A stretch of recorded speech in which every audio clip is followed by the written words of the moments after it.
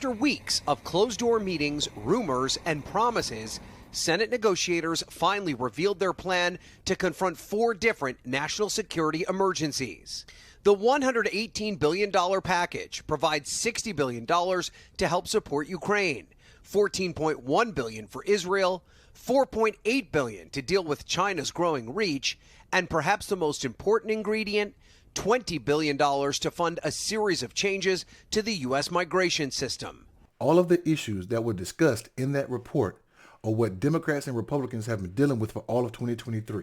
Now that it's 2024 and an election year, it's advantageous for both Democrats and Republicans to solve the issues now so that it can be fresh in voters' mind come November of this year. If you don't know why they're giving a lot of money to Ukraine and not a lot of money to Israel, holler at me and I can brief you, because I do know a little bit about American history, especially when it comes to MAGA, who don't like to read. Now, when it comes to the money for the border, the reason why they're giving money for the border is not just for beans, band-aids, and bullets for troops. It's not just for that. It's for the lawyers and the judges that got to go through the process of trying to filter through these asylum seekers, because we do have asylum laws in this country, and most migrants are using the asylum law. Now, not all of them are asylum seekers. And if you have more judges and lawyers and not more guns and bullets, they can process them faster.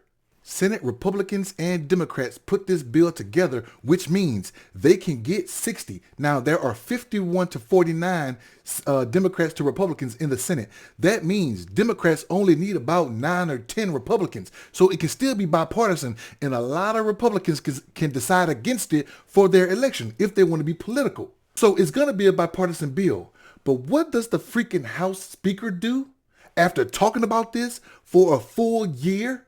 Speaker Johnson posting overnight, quote, "This bill is even worse than we expected," adding, "If this bill reaches the House, it will be dead on arrival." He listened to Trump, he listened to MAGA, he listened to his donors, and he said that. And what do Senate Republicans think about this bill? Republicans in the Senate have called this the most conservative border proposal in a generation. Now, why would Senate Republicans call that the most conservative bill?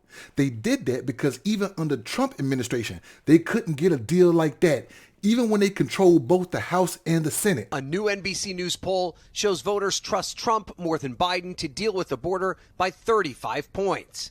I put that last clip in there for a reason. Democrats have a problem with messaging. Even when Barack Obama was in the White House and they were calling him the deporter-in-chief because he deported more people in 4 years than Bush deported in 8, the Democrats still couldn't get the message out. They have a very big problem with messaging. Democrats, get the freaking message out that you are doing something at the border. Otherwise, you're going to have polls that look like that. What do you think?